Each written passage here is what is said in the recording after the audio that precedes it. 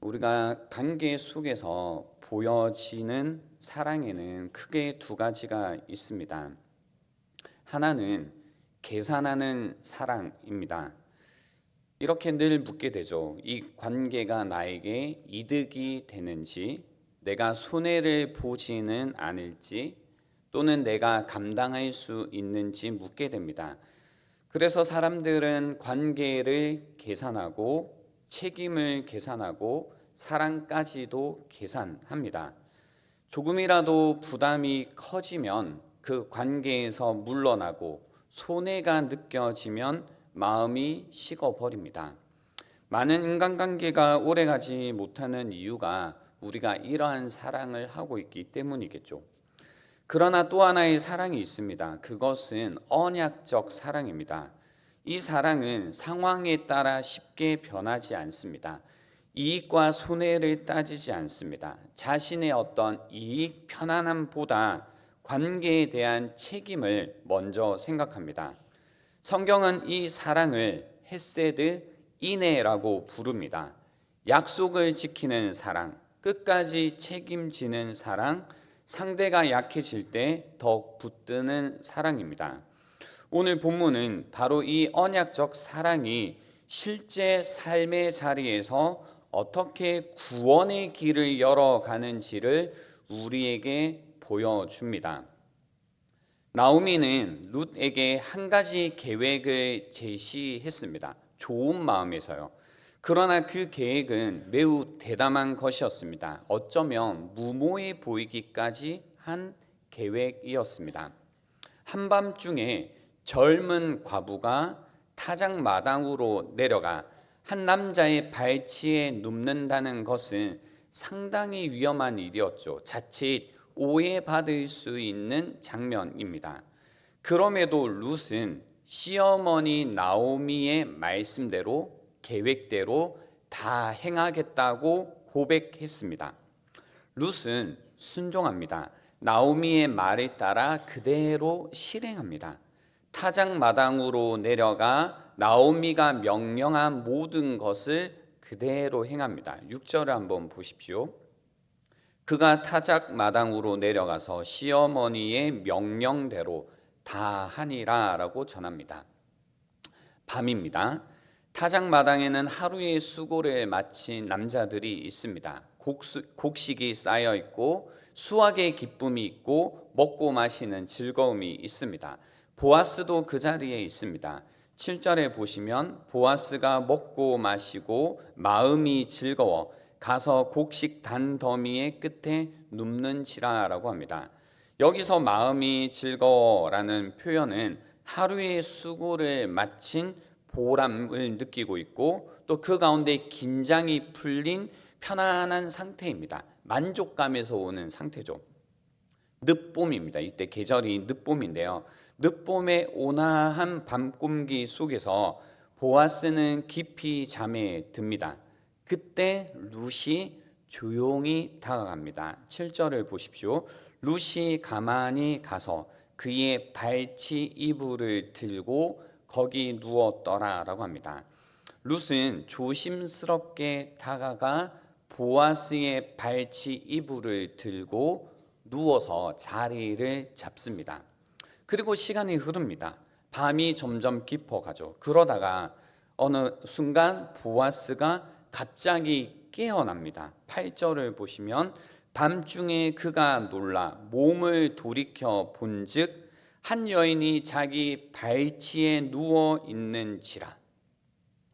상상해 보면 깊이 잠들어 있다가 내 발치에 누군가 있다라는 것을 알게 되면 누구라도 놀랄 겁니다. 그죠? 익숙한 여러분의 남편이 그죠? 내가 자고 있는데 눈을 떴는데 내 발 쪽에 가 있어요. 놀랄까요, 안 놀랄까요? 알겠습니다. 같이 안 주무시나 보네요. 아무튼 놀라게 되죠. 이 보아스도 역시 깜짝 놀라게 됩니다. 그래서 어둠 속에서 묻는 겁니다. 네가 누구냐라고 묻습니다. 거기에 대해서 룻은 나는 당신의 여종 룻입니다라고 표현했습니다. 여종 룻. 여기서 사용된 여종이라는 표현은 앞서 2장 13절에서 사용된 종 하녀라는 표현과는 다른 단어입니다. 13절에서 사용했던 그 하녀는 낮은 신분의 종을 의미했지만 오늘 본문에서 사용하고 있는 여종이라는 표현은 상황과 관계 맥락 속에서 더 품이 있고 또 결혼을 요청할 수 있는 지위의 종입니다. 그리고 룻은 네가 누구냐라는 이 질문에 대해서 말을 막 돌리지 않습니다.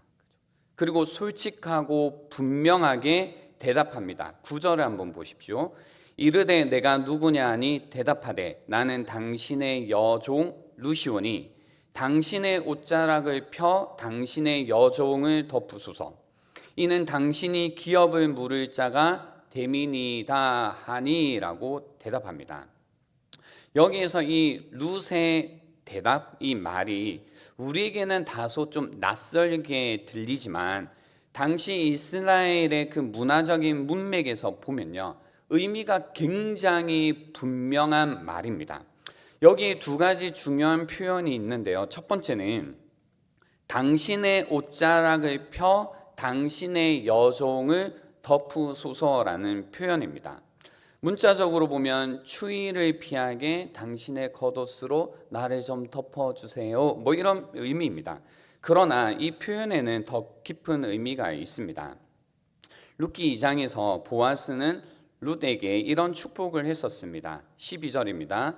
여호와께서 내가 행한 일에 보답하시기를 원하며 이스라엘의 하나님 여호와께서 그의 날개 아래에 보호를 받으러 온 내게 온전한 상 주시기를 원하노라라는 축복을 했었습니다. 여기에서 이 어떤 단어를 보셔야 되냐면 그 여호와께서 그의 날개 아래라고 할 때 그 날개라는 단어가 지금 옷자락을 펴 덮으라고 할 때 옷자락과 같은 히브리어 단어입니다. 그러므로 룻의 말은 단순히 나에게 나 추우니까 옷 덮어주세요 라는 요청이 아닙니다. 당신이 기도했던 그 축복, 당신이 하나님의 날개 아래 보호를 받는 그 축복의 통로가 되어 달라는 요청을 하는 겁니다. 나를 보호하는 그 그늘이 당신이 되어 달라라는 요청입니다. 나를 보호하시고 당신이 나를 책임져 달라라는 말을 한 겁니다. 이 고대 근동 풍습에서 말씀드린 것처럼 남자가 자신의 옷자락으로 여인을 덮는 행위는 내가 너를 장차 책임지겠다라는 뜻으로서요, 결혼을 의미하는 거였습니다. 그러니까 청혼의 표시라는 겁니다. 즉 룻은 지금 청혼을 굉장히 명확하게 하고 있는 것입니다. 또 두 번째, 룻의 말에는 또 하나 중요한 표현이 있습니다. 바로 기업 물을 자라는 겁니다. 기업 물을 자, 곧 고엘이죠. 고엘. 9절에 보시면 이는 당신이 기업을 물을 자가 됨이니다라고 합니다. 고엘이라고 하면 이제 문맥에서 보면 계속 친척 같은 것일까라는 생각이 들지만 단순한 친척이 아닙니다. 고엘은 하나님께서 이스라엘 공동체 안에서 약한 자들을 보호하시기 위해 세우신 제도였습니다. 가족이 가난으로 땅을 잃거나 남편이 죽어 가문이 끊어질 위기에 처했을 때 가까운 친족이 나서서 그 가문을 회복하도록 한 제도였습니다. 가문의 이름이 끊어지지 않도록 그 가족을 회복시키는 책임을 말하는 겁니다. 그 책임자로서의 구속자가 바로 고엘이라는 뜻입니다. 그러므로 룻은 단순히 청혼을 하고 있는 것이 아니라 가문의 회복과 구원에 대한 요청이었다라는 겁니다. 나와 결혼해 주십시오. 당신은 고엘이십니다. 우리를 구원해 달라라는 표현을 하고 있는 겁니다. 여기까지 이야기를 들어보면 이제 성경 속에 있는 이야기고 또 어쩌면 우리가 결론을 알고 있다 보니까 좀 이렇게 밋밋하게 이야기를 읽어가기도 하지만 내가 이 이야기 속에 있다라고 생각해 보면 이 이야기, 지금 이 계획은 잘 이렇게 뭐라고 해야 될까요? 성공할 확률이 굉장히 낮아 보이고 굉장히 무모해 보이는 이야기입니다. 계획 자체가 이게 성공할 수 있을까? 이런다고 누가 이 요청을 받아줄까라는 생각이 드는데, 그런데 이 계획은 성공하게 됩니다. 오늘 본문이 우리에게 주시는 메시지가 이겁니다. 이 이야기가 어떻게 해서, 이 계획이 어떻게 해서 성공하게 되었냐입니다. 먼저 답을 말씀드리면, 하나님은 언약적 사랑을 통해 구원의 길을 열어 가십니다. 한번 이야기를 보십시오. 보아스는 이 룻의 요청에 대해서 어떻게 반응을 했을까요? 10절을 보십시오. 그가 이르되 내 딸아 여호와께서 내게 복 주시기를 원하노라 라고 합니다. 첫 마디가 내 딸아입니다. 나오미가 그랬던 것처럼 이 보아스도 룻을 향해 내 딸아라고 부르고 그녀를 축복하고 있습니다. 그러니까 이미 이 축복을 한다라는 것을 통해 보아스의 반응이 긍정적일 것이다라는 것을 우리는 예측할 수 있습니다. 여기에 질문이 듭니다. 왜 그는 이 황당해 보이는, 무모해 보이는 룻의 행동에 대해서 이렇게 반응을 하게 되었을까? 어떻게 이렇게 호의적으로 반응을 하게 되었을까라고 할 때, 이 보아스는 룻의 행동 속에서 헤세드, 곧 언약적인 사랑을 보았기 때문입니다. 10절을 보십시오. 내가 베푼 인애가 처음보다 나중이 더하도다라고 답을 합니다. 내가 베푼 인애가 처음보다 나중이 더하다. 여기에서 보아스가 말하는 처음 인애라는 것은 룻이 자기 고국을 떠나 나오미와 함께 베들레헴으로 온 것입니다. 자신의 미래를 포기하고 나오미와 함께 운명을 함께하기로 한 결정을 이야기하는 겁니다. 그러나 보아스는 이렇게 했던 결정보다 나중 인애가 더 크다라고 칭찬하고 있죠. 나중 인애는 무엇이냐면 룻이 지금 타작 마당까지 찾아와 그에게 결혼을 요청한 것을 가리킵니다. 여기에서 또 물음이 들죠. 이 밤에 찾아와서 결혼을 요청한 것이 어떻게 더 큰 인애가 될까? 보아스는 이 장면을 무엇으로 보았길래 더 큰 인애로 이해했던 것일까라고 생각이 드는데, 보아스가 그 이유를 우리에게 설명해 줍니다. 10절을 보십시오.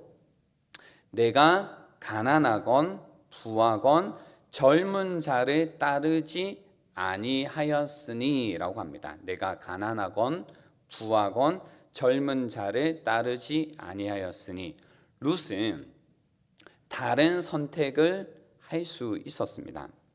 가난하건 사랑을 선택할 수도 있었고, 부하건 자신에게 유리한 선택을 할 수도 있었고, 젊은 자 자신에게 맞는 남자를 선택할 수도 있었습니다. 그러나 그녀는 그렇게 하지 않았습니다.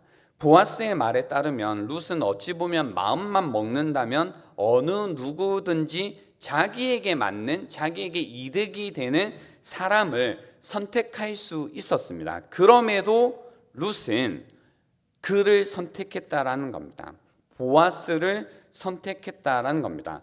왜 보아스를 선택했을까요? 그건 자신의 행복보다, 이득보다 가문의 회복이라는 것, 공동체의 회복을 선택했기 때문입니다. 룻의 1차적인 요구는 나와 결혼해 달라라는 단순한 결혼 요청이었지만, 보아스는 그녀의 입에서 나왔던 고엘이라는 단어를 통해 이 문제가 지금 개인의 안정과 회복을 넘어 가문의 회복이 걸린 문제임을 알았다라는 겁니다. 즉, 이 요구는 자기 자신을 위한 게 아니라 타인을 위한 인애로 보았다라는 겁니다. 룻의 선택과 룻의 요구는 결국 자신이 아니라 다른 사람의 유익과 명예를 위해 자신을 내어주는 사랑이었기 때문에 더 큰 인애라고 표현하고 있습니다. 성경은 이런 사랑을 가장 큰 사랑, 가장 큰 인애라고 이야기합니다. 예수님께서도 요한복음 15장 13절에 이렇게 말씀하셨습니다. 사람이 친구를 위하여 자기 목숨을 버리면 이보다 더 큰 사랑이 없다라고 말씀을 하신 겁니다. 자신을 위한 것이 아니라 다른 사람을 위해 내어주는 사랑, 바로 그 큰 인애를 통해 구원이 임하고 있다는 것을 오늘 이야기는 우리에게 전해주고 있습니다. 그래서 11절에 보시면 그리고 이제 내 딸아 두려워하지 말라 내가 내 말대로 내게 다 행하리라 라고 합니다. 내가 내 말대로 다 행하리라. 자신을 온전히 이 일에 헌신하겠다고 말하고 있습니다. 그러면서도 붙인 말이 내가 현숙한 여인인 줄을 나의 성읍 백성이 다 안다라고 이야기합니다. 갑자기 이 공식 회중의 여론을 전해주고 있는 겁니다. 얼마 전까지만 해도 룻은 이방인이었죠. 가난한 과부였습니다. 이삭을 주어 근근히 생계를 이어가던 사람이었습니다. 그러나 그녀의 삶을 통해 사람들은 그녀가 누구인지를 보았습니다. 자신을 비우고 시어머니에 대한 변함없는 헌신과 죽은 남편의 가문을 향한 충성이 그녀를 현숙한 여인으로 만들었다는 겁니다. 중요한 사람들에게 잘 보이려 하거나 유력한 사람들과 어울려서 자기의 위치를 끌어올리려고 한 것이 아니라 언약 공동체에서 가장 중요한 언약적 사랑을 겸손하게 구현함으로써 모든 사람의 칭찬을 얻게 되었다라는 겁니다. 보아스의 이처럼 따뜻하고 호의적인 반응을 들으면서 룻의 가슴을 얼마나 쿵쾅거렸을까요? 이제 됐다라는 마음이 들었겠죠. 보아스는 룻의 제안을 기쁨으로 받아들입니다. 그러나 이야기는 여기서 끝나지 않죠. 보아스는 한 가지 복잡한 상황을 이야기합니다. 12절을 보십시오. 참으로 나는 기업을 물을 자이나 기업을 물을 자로서 나보다 더 가까운 사람이 있으니 라고 이야기합니다. 나보다 더 가까운 사람이 있다라는 겁니다. 그가 고엘이긴 하지만 유일한 고엘이 아니고 자기보다 더 가까운 고엘이 있다라고 좀 복잡한 상황을 이야기합니다. 그러면서 13절에 이렇게 안심시키는 말을 해줍니다. 이 밤에 여기서 머무르라. 아침에 그가 기업 물을 자의 책임을 네게 이행하려 하면 좋으니 그가 그 기업 물을 자의 책임을 행할 것이니라. 만일 그가 기업 물을 자의 책임을 내게 이행하기를 기뻐하지 아니하면 여호와께서 살아계심을 두고 맹세하노니 내가 기업 물을 자의 책임을 네게 이행하리라. 아침까지 누워 있을지니라 하니라 라고 합니다. 이 말은 이런 의미입니다. 가까운 고엘이 있다. 나보다 더 가까운 고엘이 있는데 그가 너를 구속하게 하든지 그가 이 일을 기뻐하지 않는다면 내가 너를 구속하겠다. 반드시 구속하겠다라고 이야기를 해준 겁니다. 무조건 어떤 상황이 되든 고엘이 있다, 구속하겠다라는 이야기를 해준 겁니다. 룻의 언약적인 사랑을 통해 하나님께서는 지금 구원의 길을 열어가고 계십니다. 하나님은 이러한 방식을, 구원의 방식을 계속해서 펼쳐 가십니다. 하나님은 언약적인 사랑을 통해 우리에게도 구원의 길을 여십니다. 우리의 참된 고엘 되시는 예수 그리스도의 언약적인 사랑, 그 크신 인애를 통해 지금도 우리의 구원의 길을 열고 계십니다. 예수 그리스도는 우리를 위해 값을 지불하시고 우리를 구속하셨습니다. 우리를 위해 자신을 내어주시는 십자가의 사랑을 통해 그 구원의 약속을 이루셨습니다. 우리의 리디머, 우리의 구속자가 되셨습니다. 그러므로 하나님은 예수님을 통해 지금도 우리를 구원의 날개 아래에 우리를 덮어주고 계십니다. 오늘 이 시간이 다시 한번 예수 그리스도를 통해 주님께 이렇게 고백하는 시간이 되기를 원합니다. 주님, 주님의 날개 아래 나를 덮어 주십시오. 인생의 여러 가지 불확실함과 두려운 상황 속에서도 우리의 삶을 책임져 주시는 참된 구속자 안에서 평안을 누리시는 오늘 이 시간이 되기를 바랍니다. 그분의 날개 아래로 들어가는 인생으로 말미암아 그 복을 누리시는 오늘 이 하루가 될 수 있기를 주님의 이름으로 축원드립니다. 이 시간 들은 말씀을 가지고